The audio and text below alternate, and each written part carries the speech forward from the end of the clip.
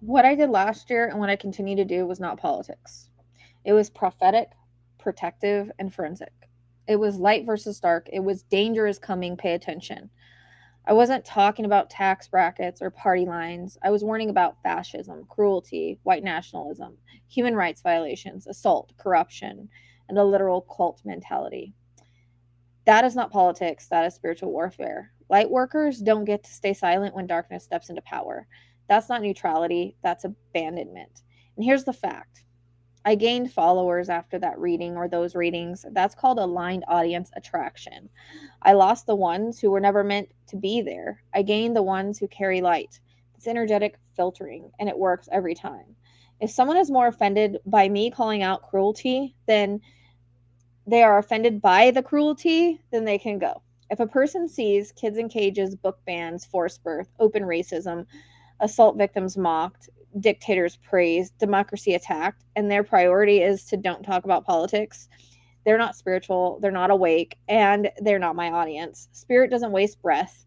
I was told to warn people before the timeline unfolded. Now everything I said is showing up in real time. The indictments, extremism, threats to journalists, Christian nationalism, dismantling rights, cult mentality. That's not coincidence, that's prophetic accuracy. Some people weren't concerned about my growth, they just wanted me quiet. My words hit where their excuses live. If you can't tell the difference between politics and morality, you're not ready for this channel or to follow a light worker anyway. I'm not here to comfort people, I'm here to wake them up. The ones meant to walk with me will. The rest will get uncomfortable and leave. Perfect. That's energetic sorting.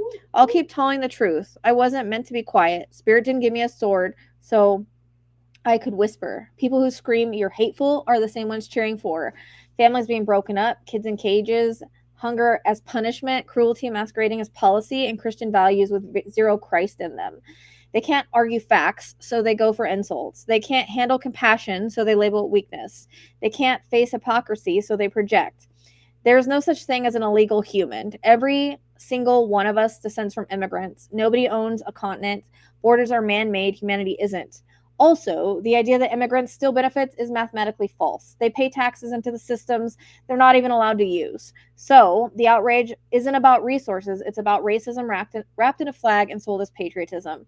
And the worst part, they truly think Jesus would agree with them while supporting a man who cheated charities, bragged about assault, said prisoners of war weren't heroes, worshiped money, and literally wants to dictate who deserves food.